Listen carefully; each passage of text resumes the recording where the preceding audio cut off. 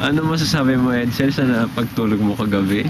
Ang lamig pa. Ang lamig. Kaya natulog sa labas sa may lamesa. May lamesa eh. Parang Kaladensyo. Ano naman ang masasabi mo? Kaladensyo. So, may parting sana, hindi ka na lang ano eh, no? Grabe, Ba- binagyo kami pre eh. Hindi na po ako Grabe babalik nangyari. dito. Ito na po ang una at pagpunta sa ano, mangin. Takot po ako doon sa malakas na hangin. Kala ko tatangayin kami, ayaw. Kala ko may tsunami paparating. Saan ba nanggaling yung malakas na hangin? Hindi ko po alam eh. Parang ano eh, alas signal number 1. Oo. Pero sandali na nakatapos. Interview mo si Argat. Si Si Argat. Argat. Argat. Mr. Argat. Anong masasabi mo, Argat? Salat na din po kami. Nasalanta. Nasalanta! Nagkahapo ang aming tent. Kayo po, nabutas. Naglipat bahay po kami.